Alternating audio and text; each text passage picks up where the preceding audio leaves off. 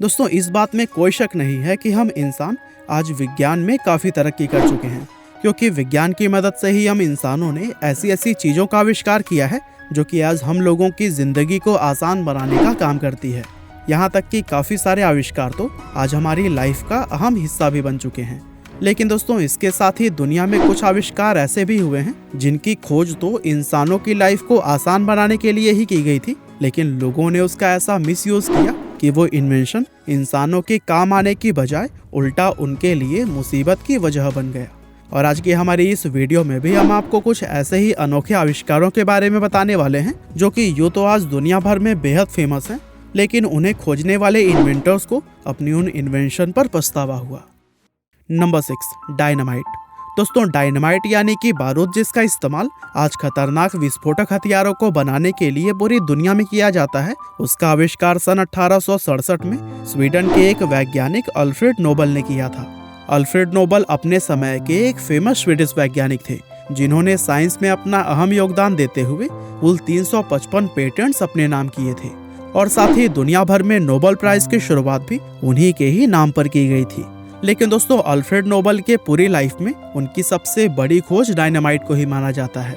अब Alfred Nobel ने तो डायनामाइट की खोज इसलिए की थी ताकि नाइट्रोग्लिसरीन नाम के एक बेहद खतरनाक केमिकल कंपाउंड को सुरक्षित रूप से हैंडल और ट्रांसपोर्ट किया जा सके।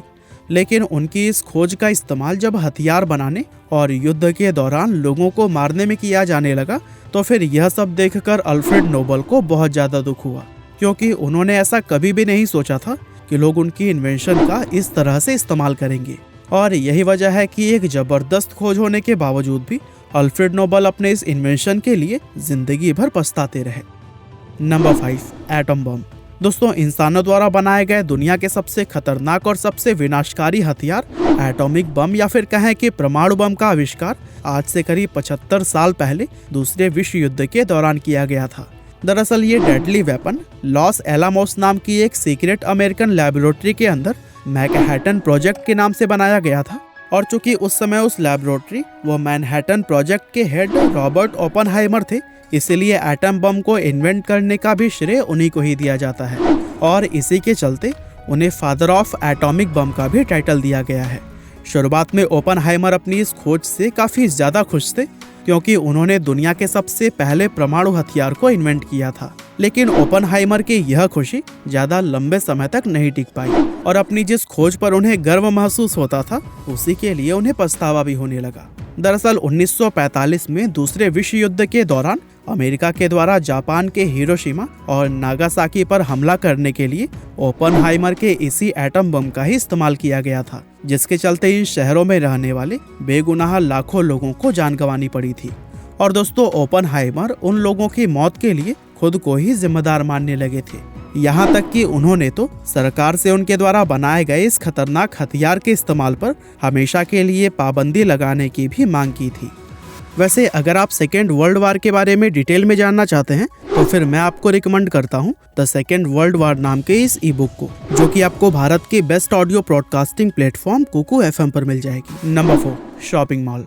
दोस्तों, आज के मॉडर्न जमाने में शॉपिंग मॉल्स भी लोगों की लाइफ का एक अहम हिस्सा बन चुके हैं। खास करके बड़े शहर में रहने वाले लोगों के लिए तो मॉल सिर्फ शॉपिंग ही नहीं बल्कि एंटरटेनमेंट से जुड़ी सभी तरह की एक्टिविटीज करने का भी सबसे अहम जगह माना जाता है। लेकिन क्या आपने कभी यह सोचा है कि दुनिया में शॉपिंग मॉल्स को आखिर कब और किसके द्वारा इन्वेंट किया गया था?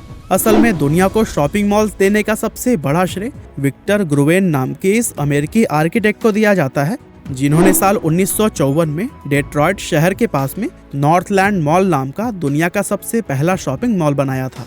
और यही वजह है कि आज उन्हें फादर ऑफ शॉपिंग मॉल्स कहकर भी बुलाया जाता है।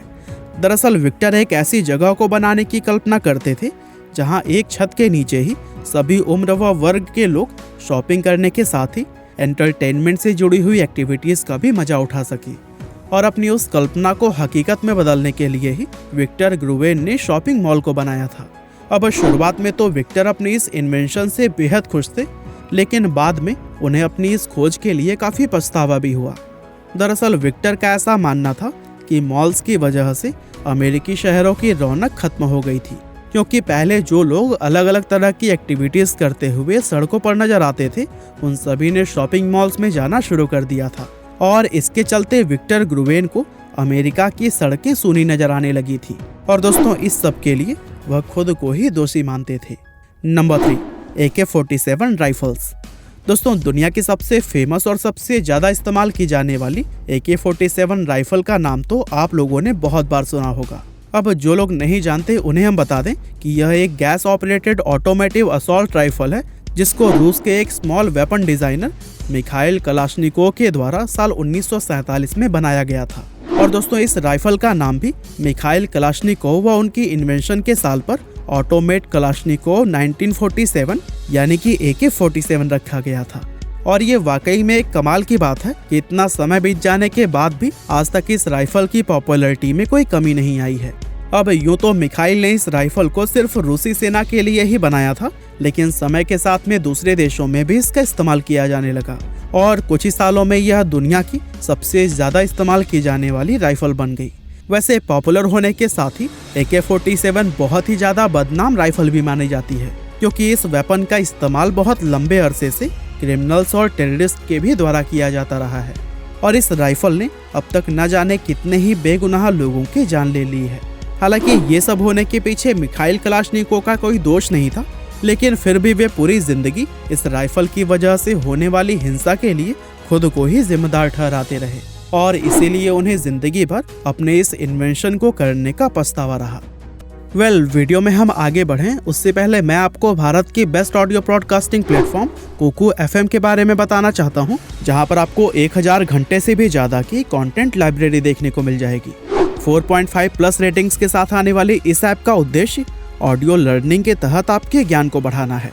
तो फिर अपने रीजनल लैंग्वेजेस में सुनिए हजारों ई बुक, वो भी एक्सक्लूसिव 50% डिस्काउंट के साथ में। और हाँ, ध्यान रहे यह ऑफर LH50 कूपन का यूज करने वाले सिर्फ पहले 1000 यूजर्स को ही मिलने वाला है। तो फिर जल्दी जाइए, लिंक आपको डिस्क्रिप्शन में मिल जाए।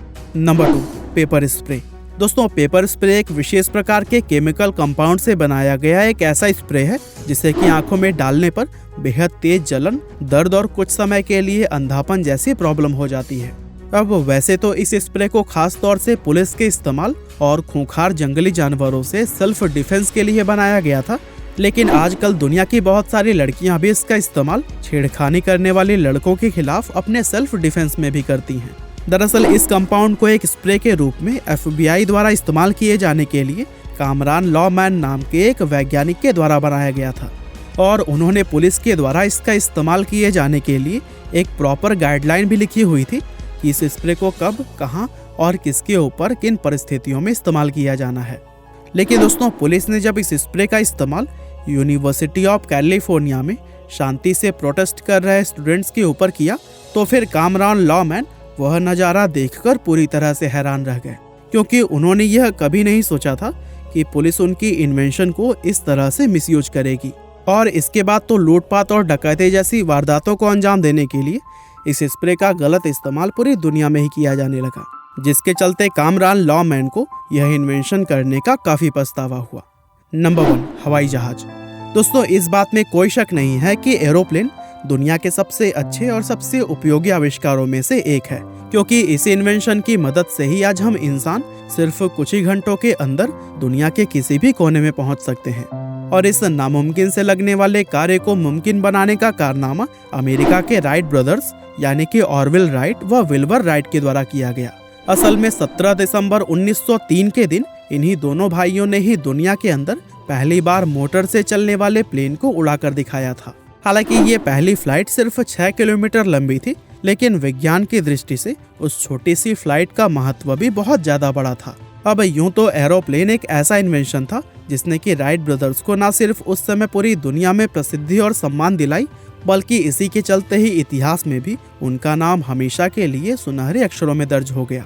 लेकिन इतनी बड़ी कामयाबी मिलने के बावजूद भी ऑरविल राइट की लाइफ में एक ऐसा समय आया जब उन्हें अपनी इस इन्वेंशन पर पछतावा होने लगा। दरअसल राइट बंधुओं ने हवाई जहाज का इन्वेंशन इसलिए किया था ताकि लोग कम से कम समय में लंबा सफर तय कर सकें। लेकिन दूसरे वर्ल्ड वॉर में जब जहाजों का इस्तेमाल लोगों पर बम गिराने के लिए किया गया, तो फिर ऑरविल राइट को वह सब देखकर काफी दुख हुआ था। जबकि विल्बर राइट की मृत्यु तो दूसरे वर्ल्ड वार के काफ़ी पहले ही हो गई थी। तो दोस्तों यह थे कुछ ऐसे इन्वेंशंस जिन्हें करने के बाद उनके इन्वेंटर्स को ही पछतावा होने लगा। बाकी दोस्तों आज की हमारी इस वीडियो में बस इतना ही था। यह वीडियो आपको कैसी लगी हमें कमेंट करके ज़रूर बताइएगा। आपका बहुमूल्य समय देने के लिए बहुत बहुत धन्यवाद।